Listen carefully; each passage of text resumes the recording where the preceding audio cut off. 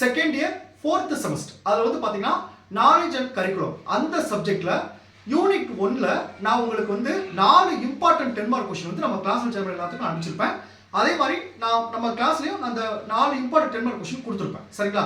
இன்னைக்கு கிளாஸில் வந்து பார்த்தீங்கன்னா அந்த 4 10 மார்க் கொஸ்டின் கீழே ஒவ்வொரு கொஸ்டின் கீழேயும் என்னென்ன தலைப்புகள் வரும் சொல்லி தான் இன்னைக்கு நம்ம பார்க்க போகிறோம். சரிங்களா?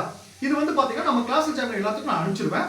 ஆல்ரெடி நம்ம கிளாஸில் சேர்ந்த வந்து எல்லா செமஸ்டருமே ஒவ்வொரு செமஸ்டரும் நான் ஒவ்வொரு சப்ஜெக்ட்டுக்கும் ஒவ்வொரு 10 மார்க் கீழே என்னென்ன தலைப்புகள் ஒரு சொல்லி ஆல்ரெடி உங்களுக்கு அனுப்பிச்சிருக்கேன். இது வந்து பார்த்தீங்கன்னா ஒவ்வொரு செமஸ்டருக்கும் உங்களுக்கு உதவியாக இருந்திருக்கும். அதே மாதிரி இந்த செமஸ்டர் நான் இன்னும் அனுப்பலை. இனிமேல் தான் நம்ம கிளாஸ் எல்லாத்துக்கும் அனுப்ப போகிறேன். சரிங்களா? இதை எல்லாரும் நோட் பண்ணி வச்சுக்கோங்க. உங்களுக்கு எக்ஸாமுக்கு ரொம்ப உதவியாக இருக்கும். இந்த தலைப்புகளை ஃபர்ஸ்ட் நீங்கள் படிச்சுட்டீங்கன்னா இப்போ கொஸ்டின் தெரியாத கொஸ்டின் வந்தாங்களோ இல்லை இன்டெரக்டாக கொஸ்டின் கேட்டால் கூட அந்த கொஸ்டினுக்கு ரிலேட்டடாக தலைப்புகளை எடுத்து அது ரிலேட்டடாக எழுதுறதுக்கு உங்களுக்கு உதவியாக இருக்கும். சரிங்களா? அதே மாதிரி ஒவ்வொரு யூனிட் முடிச்சுட்டு போகிறப்ப முன்னாடி படித்தது வந்து என்ன படிச்சிருக்கோம் அப்படின்ற நினைவுகள் இல்லாமல் இருக்கும். பட் என்னன்னா இது வந்து கடைசி டைமில் கூட முதல் நாள் கூட ஒவ்வொரு கொஸ்டினையும் என்னென்ன தலைப்புகள் பார்த்துட்டு போனோம்னா எக்ஸாம்பிள் உங்களுக்கு பயப்படாமல் போயிடலாம். அதே மாதிரி கொஸ்டின் எப்படி கேட்டாலும் நீங்கள் எழுதுறதுக்கு உங்களுக்கு ரொம்ப உதவியாக இருக்கும். சரிங்களா? ஸோ இதை எல்லாரும் நோட் பண்ணி வச்சுக்கோங்க. நான் எல்லா சப்ஜெக்ட்டுக்கும் நான் எல்லா யூனிட்டுக்குமே இதே மாதிரி ஒவ்வொரு 10 மார்க்லையும் என்னென்ன தலைப்புகள் ஒரு சொல்லி நம்ம கிளாஸ் சேனல் எல்லாத்துக்கும் அனுப்பிச்சிருவேன். சரிங்களா? ஓகே, இப்போ அதை பார்க்கறதுக்கு முன்னாடி நம்மளுடைய இந்த 4th செமஸ்டர் கிளாஸில் புதுசாக ஜாயின் பண்ணுறதுக்கு நிறைய பேர் கால் பண்ணுறீங்க. நீங்கள் எப்படி ஜாயின் பண்ணணும்னா என்னுடைய மொபைல் நம்பர் 9159084262 இந்த நம்பருக்கு நீங்கள் கால் பண்ணுங்கள். நம்முடைய கிளாஸில் நீங்கள் எப்படி ஜாயின் பண்ண சொல்லி நான் உங்களுக்கு டீட்டெயிலாக சொல்லிடுவேன். அதே மாதிரி புதுசாக ஜாயின் பண்ணவங்களுக்கும் நான் இதுவரைக்கும் நடந்த அந்த பழைய கிளாஸ் நோட்ஸ் எல்லாமே அனுப்பிச்சு வச்சுருவேன். சரிங்களா? ஓகே, இப்போ பாருங்க யூனிட் 1ல் வந்து பார்த்தீங்கன்னா அறிவு தொகுப்பும் கலைத்திட்டமும் இம்பார்ட்டன்ட் கொஸ்டின். இதுல வந்து பாருங்க யூனிட் 1ல அறிவும் அறிதலும் இந்த யூனிட்ல இருந்து உங்களுக்கு 4 இம்பார்ட்டன்ட் 10 மார்க் கொஸ்டின் கொடுத்திருக்கேன். ஒன்னு பாருங்க அறிவின் ஏற்புடைமை குறித்த கொள்கைகள். 2 பாருங்க அறிவு பற்றிய இந்திய மற்றும் வேலை நாட்டு கொள்கைகள். 3 பாருங்க அறிவின் பரிணாமங்கள். 4 வந்து தகவல் நம்பிக்கை மற்றும் உண்மையுடன் அறிவு கொண்டுள்ள தொடர்பு. இப்படி 4 கொஸ்டின் எடுத்தவனையும் ஏதாவது ஒரு கொஸ்டின் அறிவு பற்றிய இந்திய மற்றும் மேலைநாட்டு கொள்கைகள் அப்படின்னா அது என்னென்ன பாயிண்ட் வருது அப்படின்னு உங்களுக்கு மனப்பாடமா தெரிஞ்சிருக்கணும்.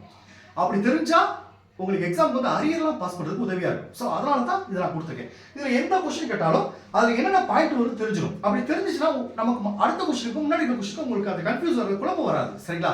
இப்போ ஃபர்ஸ்ட் கொஸ்டின் பார்ப்போம். அறிவின் ஏற்புடைமை குறித்த கொள்கைகள். இதுல என்னென்ன தலைப்புகள் வரும் பார்ப்போம். சரிங்களா? இதுல வந்து மொத்தம் 4 தலைப்புகள் வரும். இந்த 4 தலைப்புகள் கொடுத்துட்டு ஒவ்வொரு நான் பாயிண்ட் வைஸா நம்ம கிளாஸ் சேனல் எல்லாத்துக்கும் அனுப்பிச்சிருப்பேன். அதை ரீட் பண்ணாலும் உங்களுக்கு ஈஸியாக புரிஞ்சிடும். அதே மாதிரி இந்த கிளாஸ் எல்லாமே நான் எடுத்திருக்கேன். நம்மளுடைய சேனல் பிளேலிஸ்ட்ல பார்த்தீங்கன்னா நான் ஃபோல்டர் வைஸாக கொடுத்துருப்பேன். கிளாஸை கவனிச்சுட்டு படிச்சுன்னா உங்களுக்கு ஈஸியாக இருக்கும்.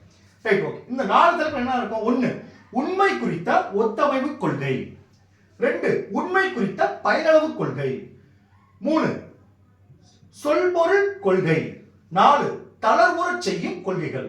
சோ இந்த ஃபர்ஸ்ட் क्वेश्चन பொறுத்தவரைக்கும் இந்த 4 தலைப்புகள் உங்களுக்கு மனப்பாடமா இருக்கும். சரிங்களா? செகண்ட் क्वेश्चन பாருங்க. அறிவு பற்றிய இந்திய மற்றும் மேலை நாட்டு கொள்கைகள். இதுல என்னென்ன தலைப்புகள் வரும்? ஃபர்ஸ்ட் தலைப்பு பாருங்க. பாரம்பரிய இந்திய தத்துவ பிரிவுகளும் அவை அறிவு குறித்து முன்வைக்கும் கொள்கைகளும். பாரம்பரிய இந்திய தத்துவ பிரிவுகளும் அவை அறிவு குறித்த முன்வைக்கும் கொள்கைகளும். இரண்டாவது தலைப்பு பாருங்க. பாரம்பரிய இந்திய தத்துவ கொள்கை பிரிவுகள். பாரம்பரிய இந்திய தத்துவ கொள்கை பிரிவுகள். தேடு பாருங்க. அறிவை பெறுவதற்கான மூலங்கள். அறிவை பெறுவதற்கான மூலங்கள். 4 பாருங்க. முக்கிய மேலை நாட்டு தத்துவ பிரிவுகளும் அவை அறிவு குறித்து முன்வைக்கும் கொள்கைகளும். முக்கிய மேலை நாட்டு தத்துவ பிரிவுகளும் அவை அறிவு குறித்து முன்வைக்கும் கொள்கைகளும். அடுத்த 5வது பாயிண்ட் பாருங்க. நவீன மேலை நாட்டு தத்துவ பிரிவுகள். நவீன மேலை நாட்டு தத்துவ பிரிவுகள். 6 மேலை நாட்டு தத்துவ கொள்கைகளின்படி அறிவு பெறுவதற்கான மூலங்கள். 7 பாருங்க.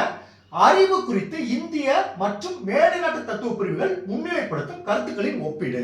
இப்படி 7 தலைப்பை நீங்க எழுதி பாக்ஸ் பண்ணிட்டாவே ஓகே இந்த ஸ்டூடெண்ட்ஸ் கொஞ்சம் படிச்சிருக்கான் அப்படின்னு சொல்லுவாங்க. அதே மாதிரி இன்னொரு தவறான விஷயம், நம்ம தலைப்பு மட்டும் படிச்சு உள்ள என்ன வேணா எழுதிக்கலாம் சார், அப்படிலாம் கிடையாது. கண்டிப்பா படிச்சு பார்ப்பாங்க. அதுக்கு ரிலேட்டடா தான் நீங்க எழுதணும். சரிங்களா? ஓகே. அடுத்து 3வது क्वेश्चन பாருங்க. அறிவின் பரிமாணங்கள். இதுல 4 தலைப்பு இருக்கு. 1 பாருங்க. அறிவு என்னும் கற்றல் விளைபொருளின் பரிணாம பிரிவுகள். 2 பாருங்க. கருத்துக்களாலான அறிவு. 3 பாருங்க. கருத்தாக்க அறிவு. 4 வந்து செய்முறை அறிவு. இந்த 4 தலைப்பு உங்களுக்கு வரும். சரிங்களா? அடுத்த லாஸ்ட் क्वेश्चन 4வது क्वेश्चन பாருங்க. தகவல் நம்பிக்கை மற்றும் உண்மையுடன் அறிவு கொண்டுள்ள தொடர்பு. இதுல ஃபர்ஸ்ட் பாயிண்ட் பாருங்க. தகவலுடன் அறிவு கொண்டுள்ள தொடர்பு. இந்த ஃபர்ஸ்ட் பாயிண்ட் கீழே என்ன சார் வரும் பாத்தீங்கன்னா 3 பாயிண்ட் வரும். விவர குறிப்புகள், தகவல்கள், அறிவு. அடுத்த செகண்ட் क्वेश्चन பாருங்க. செகண்ட் தலைப்பு பாருங்க, அறிவும் நம்பிக்கையும். தேர்ட் பாருங்க, நம்பிக்கை, அறிவு மற்றும் உண்மை. இதுதான் இந்த 4 கேள்விக்கான முக்கியமான தலைப்புகள். சரிங்களா? நான் அடுத்த கிளாஸ்ல இருந்து மோஸ்ட்லி ஒவ்வொரு கிளாஸும் ஒரு 3 யூனிட் அப்படி கொடுத்தேன்னா சீக்கிரம் நான் முடிச்சிருவேன். இப்படி எல்லா சப்ஜெக்டும் கொடுத்தா இதை மட்டும் நோட் பண்ணி வச்சுக்கோங்க. இப்படி நோட் பண்ணி ஒரு A4 எழுதி வச்சா உங்களுக்கு ஒரு கான்ஃபிடன்ட் வந்துடும். ஓகே, இந்த சப்ஜெக்ட்ல இதுதான் இருக்கு. அடுத்து நீங்க क्वेश्चन ரீட் பண்றப்பயும் ஒவ்வொரு தலைப்புக்கு என்னென்ன வரணும் உங்களுக்கே அது தானாக வந்துடும். சரிங்களா? Okay, thank you students. அடுத்த கிளாஸ்ல பார்ப்போம்.